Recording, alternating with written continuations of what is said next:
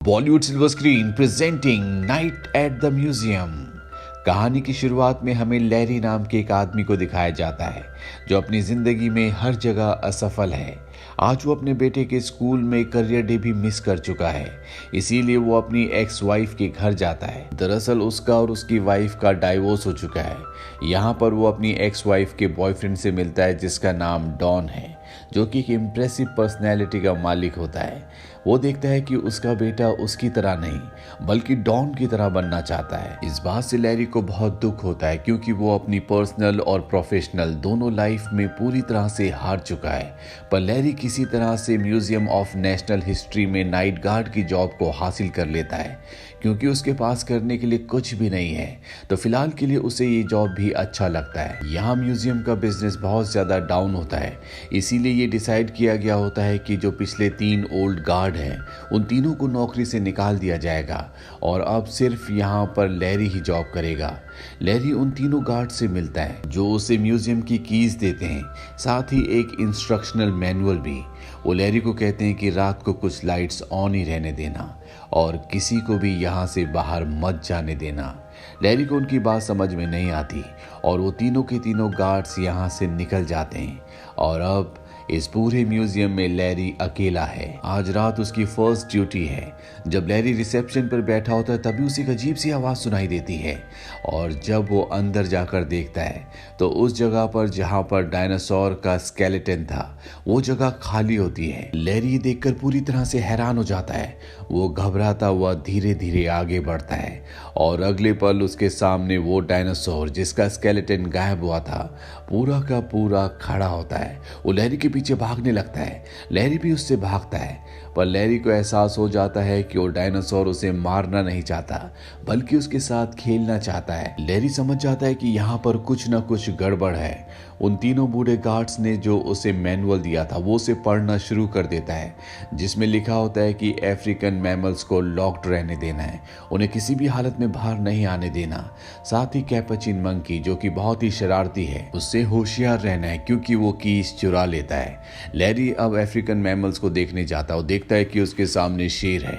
वो भागकर दरवाजा बंद करने जाता है लेकिन तभी उसे एहसास होता है कि उसकी कीज उसके पास नहीं है।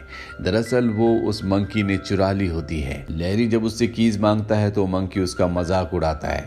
फिलहाल के लिए मंकी उसे कीज दे देता है। लैरी दरवाजा लॉक करके यहाँ से आगे बढ़ता है जहाँ पर वो देखता है कि म्यूजियम की और भी बहुत सारी चीजें जिंदा हो चुकी हैं और इन्हीं में होती है ओल्ड वेस्ट, एंशिएंट रोम और एंशिएंट माया सभ्यता के लोग भी। दरअसल ये छोटे छोटे मिनिएचर्स होते हैं जिनके लीडर्स आपस में हमेशा लड़ते रहते हैं। यहाँ पर माया सभ्यता का जो लीडर होता है वो बहुत ज्यादा वायलेंट होता है। सब उससे जान बचाकर भाग रहे होते हैं। यहाँ ग्लास के अंदर एक लेडी भी होती है जो कि नेटिव अमेरिकन लेडी थी। दरअसल यहाँ म्यूजियम के अंदर वो सब चीजें जिनके बारे में इंसानों ने सिर्फ सुना था अब रात को वो जिंदा हो चुकी हैं। लैरी सब देखकर हैरान और परेशान होता है। तभी उस पर ओल्ड वेस्ट और एंशिएंट रोम की सेनाएं हमला कर देती है।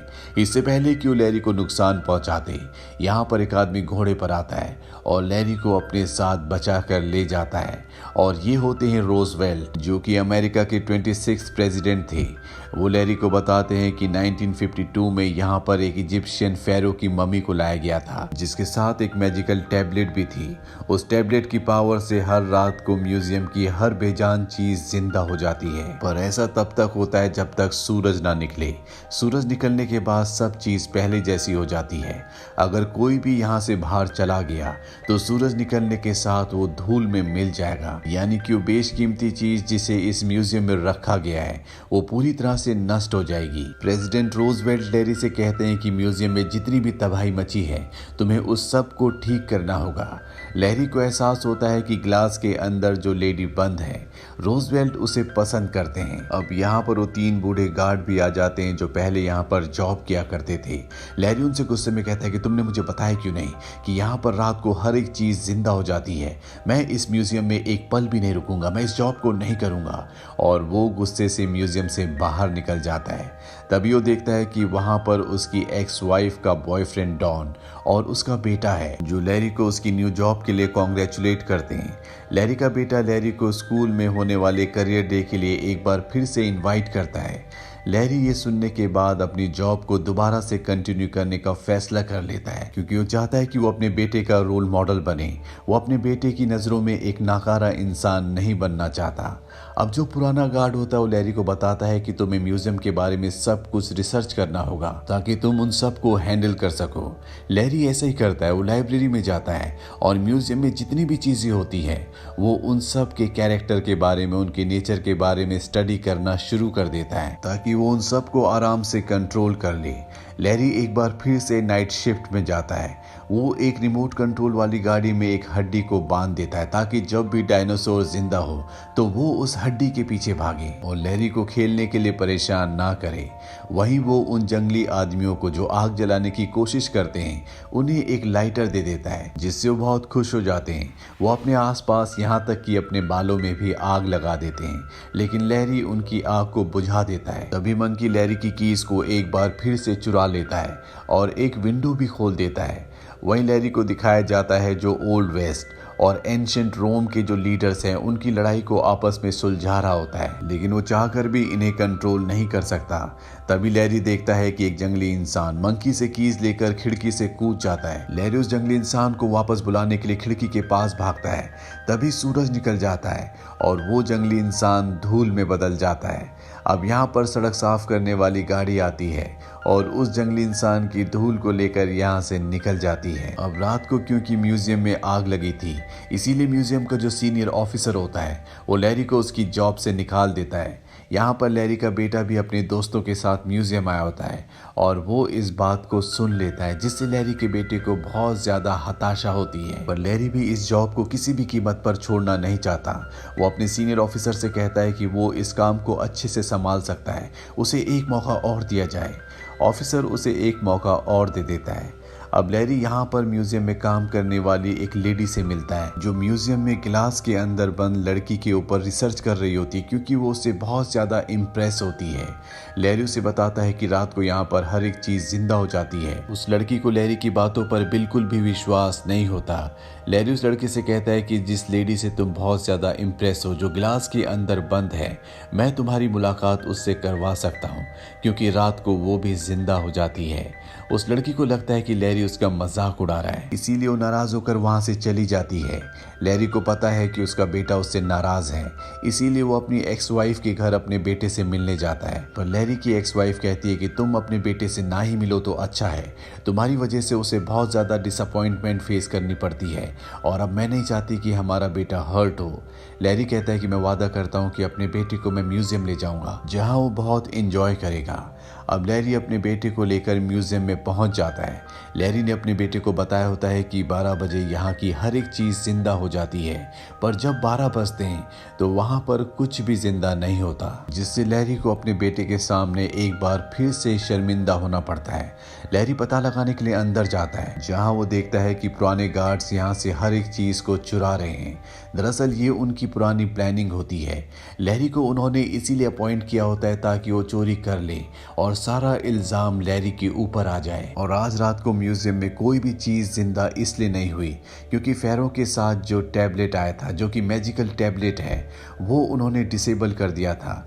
पर वो टैबलेट अब लैरी के बेटे के हाथ लग जाता है। लैरी अपने बेटे को टैबलेट को एक्टिवेट करने के लिए कहता है। उसका बेटा टैबलेट को एक्टिवेट कर देता है। यहाँ से अब गार्ड्स भागना शुरू कर देते हैं और इजिप्शियन फेरो की चैम्बर तक पहुंच जाते हैं, जहां पर उसके गार्ड इन सब को लॉक कर देते हैं। लैरी भी वहां पर आ जाता है और इजिप्शियन फेरो को आजाद कर देता है।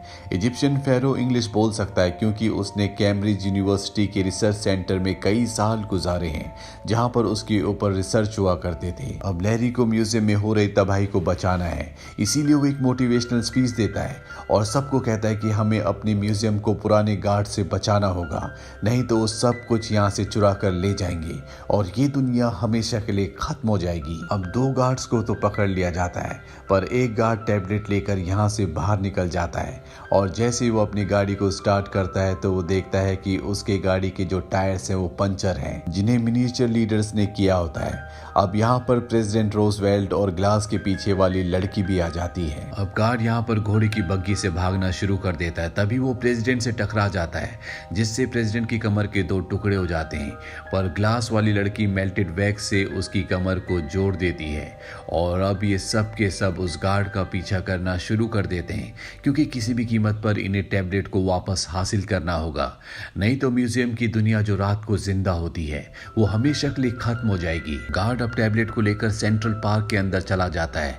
लैरी भी वहां पर पहुंच जाता है और उससे उस टैबलेट को हासिल कर लेता है। अब क्योंकि सुबह होने वाली है और सबको म्यूजियम के अंदर पहुंचना होगा, नहीं तो म्यूजियम के जितनी भी चीजें यहाँ बाहर है वो सब की सब धूल में बदल जाएंगी। सब के सब म्यूजियम की तरफ भागना शुरू करते हैं। तभी वही एम्प्लॉय जिसे लैरी ने म्यूजियम के बारे में सब कुछ बताया था कि रात को म्यूजियम की दुनिया जिंदा हो जाती है, वो इन सबको भागते हुए देख लेती है। उसे समझ में आ जाता है कि लैरी ने उसे जो भी कहा था वो सच था। अब सुबह होने से पहले सब के सब म्यूजियम में पहुंच जाते हैं। लैरी की कॉलीग भी वहां पर पहुंच जाती है, जो ग्लास वाली लड़की से बहुत ज्यादा इम्प्रेस होती है, उसके ऊपर स्टडी कर रही होती है। लैरी उसे उस लड़की से मिलवाता है। अगली सुबह न्यूज में म्यूजियम की खबर होती है, क्योंकि म्यूजियम में बहुत ज्यादा तबाही हुई थी। म्यूजियम का जो सीनियर ऑफिसर है वो लैरी को उसकी जॉब से निकाल देता है, पर उसे एहसास होता है कि न्यूज में म्यूजियम की खबर आने से म्यूजियम का बिजनेस बहुत ज्यादा बढ़ गया है, यहाँ पर बहुत सारे लोग आना शुरू हो गए हैं। इसीलिए वो लैरी को उसकी जॉब वापस कर देता है, यानी कि एक बार फिर से लैरी उसी दुनिया का हिस्सा है जो रात को जिंदा हो जाती है। अब लैरी अपने बेटे के स्कूल जाता है, क्योंकि आज उसका करियर डे है। लैरी के बेटे को अब उस पर गर्व है। रात को दिखाया जाता है कि लैरी अपने सभी साथियों के साथ म्यूजियम में पार्टी कर रहा है। एंड क्रेडिट सीन में हमें दिखाया जाता है कि वो 2 गार्ड जो म्यूजियम से टैबलेट और चीजों को चुराने की कोशिश कर रहे थे, अब वो यहाँ पर सफाई का काम करते हैं। ये उनकी एक तरह की सजा है। इसी के साथ ये कहानी यहीं पर खत्म हो जाती है। ये फिल्म ईयर 2006 में रिलीज हुई थी। IMDb पर इसकी रेटिंग है 6.4। इस फिल्म का बजट था $110 मिलियन और बॉक्स ऑफिस पर इसने कमाई की थी $574.5 मिलियन की। इस मूवी के 2 और पार्ट्स हैं, जिनके लिंक हम नीचे डिस्क्रिप्शन में दे रहे हैं। उम्मीद करते हैं कि ये कहानी आपको पसंद आई होगी।